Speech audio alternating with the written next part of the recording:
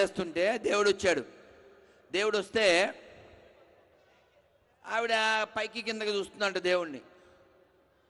దేవుడికి తప్పలేదు, ఆయనకి ఆయనే సెల్ఫ్ ఇంట్రడక్షన్ ఇచ్చుకున్నాడు. నీకు ముసలి, నేను నీకు మోక్షం ఇద్దామని వచ్చాను అని.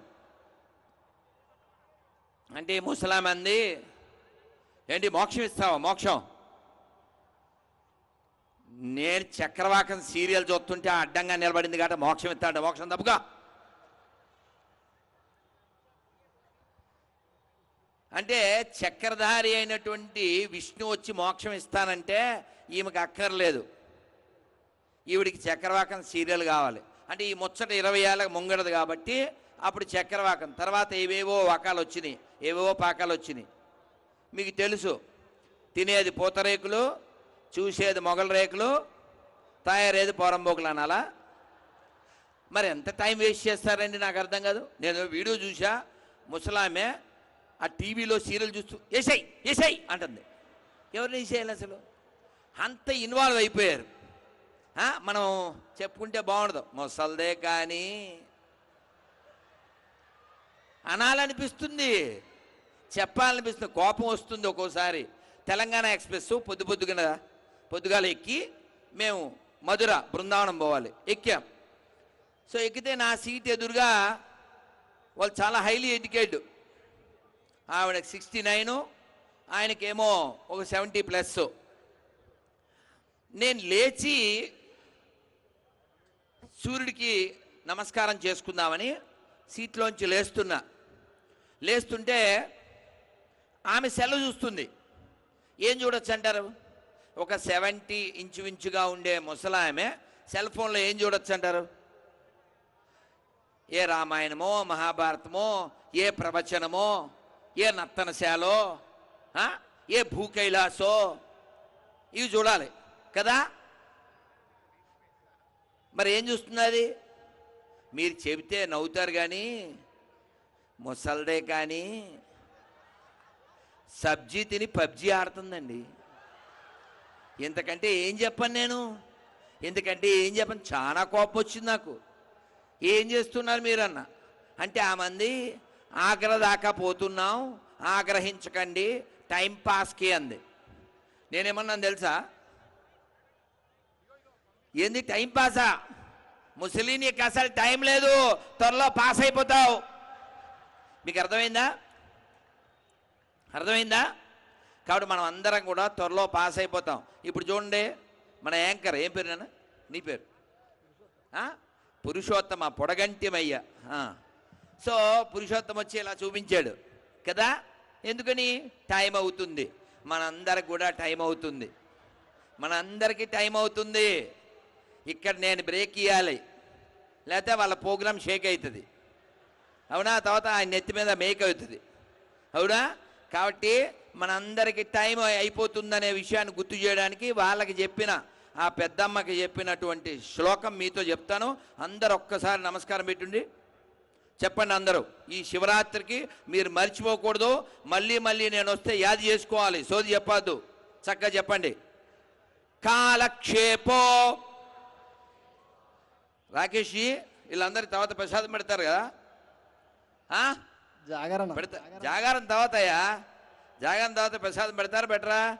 పెడతారు, రైట్. కాబట్టి మీరు గట్టిగా చెప్పండి, గట్టిగా తినండి, మాకు అభ్యంతరం లేదు. చెప్పండి కాలక్షేపో. ఆ మైక్ వాడద్దు ప్లీజ్. నాకు ఎప్పుడో ప్రోగ్రాం పిలిచినప్పుడు అడిగారు, స్వామిజీ మీరు రావాలంటే ఫార్మాలిటీస్ ఏమన్నారు? చాలా సింపుల్, నేను రావడానికి చాలా సింపుల్, మాట్లాడడానికి మైకో, వినేవాళ్ళకి లైకో, నన్ను తీసుకెళ్ళడానికి బైకు, వితౌట్ ఎనీ స్ట్రైక్. చాలు, నాకు చాలు.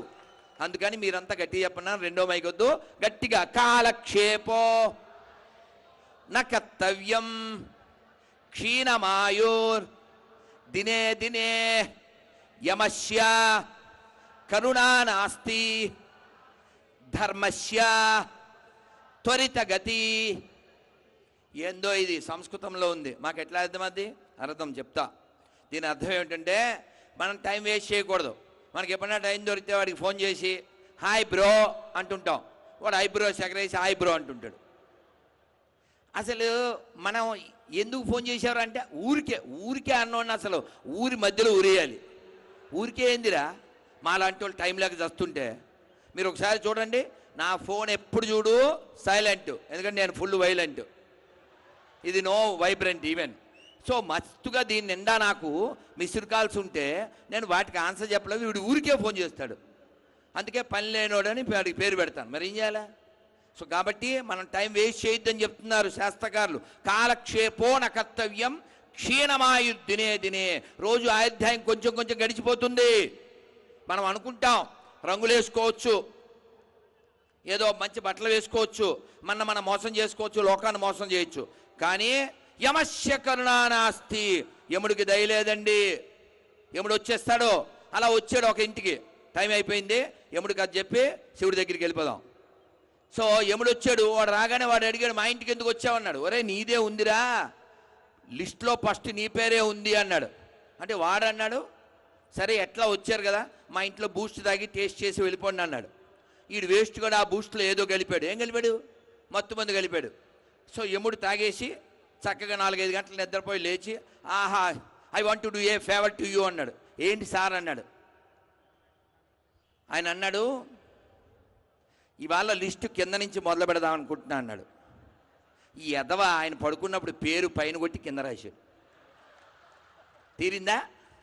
బాగా తీరిందా కదా? కాంతో గేమ్స్ ఆడచ్చు, యముడితో గేమ్స్ ఆడకూడదు. శాల్తీ.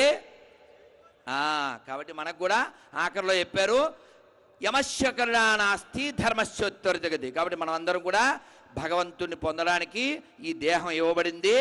యముడి దగ్గర అవ్వడానికి కాదు, శివుడికి దగ్గర అవ్వడానికి. మనకి ఇచ్చినటువంటి దేహాన్ని మోహం లేకుండా, అహం లేకుండా భగవంతుడికి దాసోహం అని ఆనందంగా గడుపుదాం, సంతోషంగా గడుపుదాం. ఇక్కడ మనం గెస్ట్గా వచ్చాం, బెస్ట్గా ఏమన్నా చేసి ఇది డస్ట్లో కలిసిపోయే లోపల జస్టిఫికేషన్ చేసి వెళ్ళిపోదాం.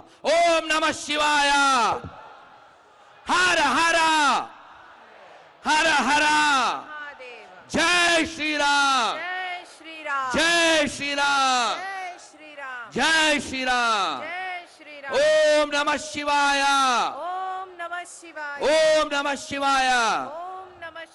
చాలా చాలా సంతోషం. మరొకసారి ఓరుగల్లు ప్రజలకి, మీ యొక్క పౌరుష ప్రతాపాలకి అందరికీ ధన్యవాదాలతో, నమస్కారాలతో, దీవెనలతో. అలాగే ఇంకా చాలామంది పెద్దలు వచ్చారు. ఆర్పి పట్నాయక్ గారు కావచ్చు, మన నల్గొండ గద్దర్ గారు కావచ్చు. అలాగే అన్న పేరు మర్చిపోయాను, ఊరు పల్లెటూరు దాని తీరే అమ్మ తీరు. చాలా అద్భుతంగా వారు రాశారు, నేను చాలాసార్లు విన్నా. అలాగే మీ అందరూ చాలా చాలా అదృష్టవంతులని మీకు గుర్తు చేస్తూ, ఈ అదృష్టాన్ని మళ్ళీ మళ్ళీ మనం పొందాలి, శివుడి అనుగ్రహం పొందాలి. శ్రీ శ్రీ ఉమామహేశ్వర స్వామికి, శ్రీశైల మల్లికార్జున స్వామికి, శ్రీ రాజరాజేశ్వర స్వామికి. ఓం నమః శివాయ. ఓం నమః శివాయ. ధన్యవాదాలు.